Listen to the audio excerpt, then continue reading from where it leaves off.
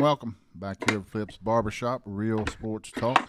Today it's all about the big dance. I know we're knocking on the door of getting some games started.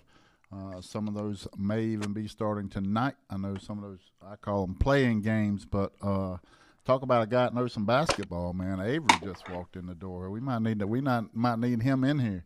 So I will tell you that we got a lot of games to talk about. We'll try to buzz through those. Hopefully you got your brackets picked, and if not, you better get on it. So, the number one seed, we'll start off with those folks. No doubt about it, UConn, the Huskies, number one seed, probably the highest rating right now, percentage chance to win if you believe in percentages.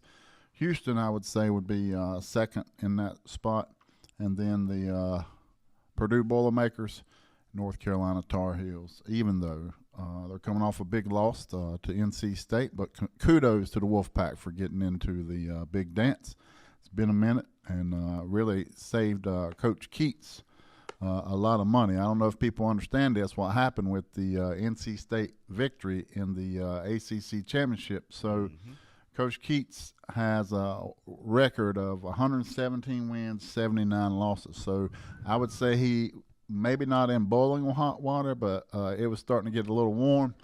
And so just a little bit. So let me tell you what happened with his contract, what he gets for winning the ACC championship. He gets a 6-year extension, so he is now locked in at NC State till 2030. And then he gets automatically $400,000 raise for the next 6 years. So that win was a 6-year extension to make him an additional $2.4 million. Wow. So enjoy that victory, Wolfpack, and hopefully Coach Keats continues to do good stuff for him, and we'll go from there. I'm not a salty Tar Heel fan like some people are. Kudos to them. They earned it, played well, and deserved the victory, and now they're in the big dance. So let's go through the brackets first of all, and we'll go from there. We'll start in the East. All right, so the East, we got UConn and Stetson. I think that's not a no-brainer. It does happen. I know that the Virginia, the Wahoos got knocked off not long ago.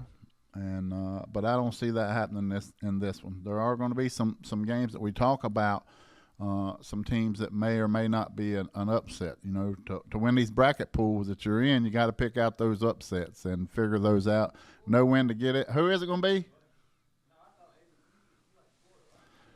be? Florida might get upset. That's they on the list. So hey, listen, UConn and Stetson, I don't see any problems with that with the Huskies. Then you got FAU, Florida, and then you got Northwestern. That should be a pretty tight game on that one. I don't know about that. San Diego State. That's one of them. They're playing UAB, as you know or should know. San Diego State last year was in the Final Four. They're back. So the only thing for UConn is they got two teams in here that are we're also in the Final Four next year. So I see San Diego State. They're pretty good. They got, I think, 5 seniors starting. It's always good to have that experience. Then you got Auburn, pretty hot run that they had in the SEC. They played well. Watched them finish up on Sunday, and they look pretty strong. They're probably going into the tournament, other than UConn, with as much momentum as anybody. For those that don't know, 3 of the 4 number 1 seeds got beat in their last tournament game, conference tournament. So I see Auburn over Yale. Now the next one's a little interesting. That's a upset alert right there. I don't know if people know this, but 11 seeds and 10 seeds are notorious for upsets. So I'm gonna say BYU versus Duquesne, whatever it is. I'm gonna say BYU goes down. I think that they're going down right there. So the next game. Let me ask: Is that in the math? Is that in the math? So there are some math equations to it, but I would say for underdogs, that's not in the math. It's about probability with regard to how they match up. Gotcha. So I'm going to go that way. But Illinois and Morehead State, I think for sure Illinois will come out on top with this. However, If I was going to make a bet, if I was a betting man, I will tell you right now, this is the game that I would bet on right here.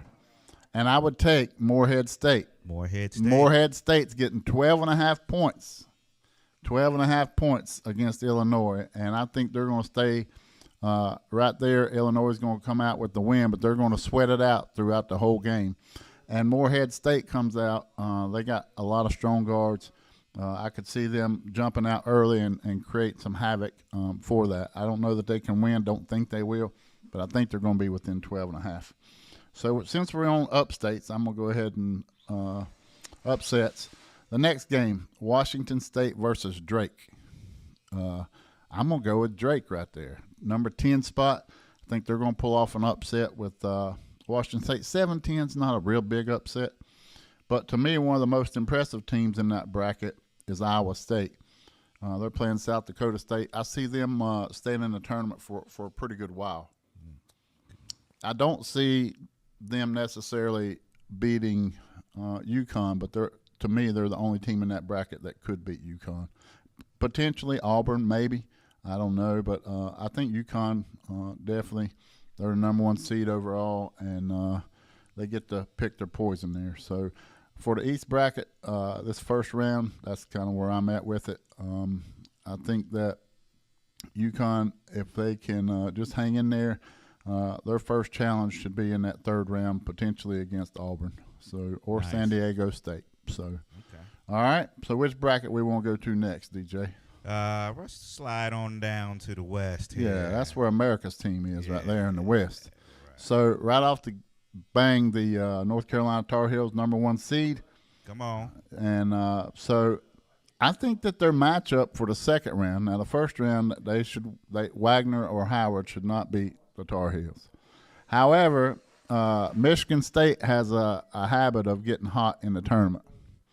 But I think Mississippi State's going to knock Michigan State out, and they're very athletic, and I think they can cause some problems for the Tar Heels. So we'll have to wait and see. Okay, all right.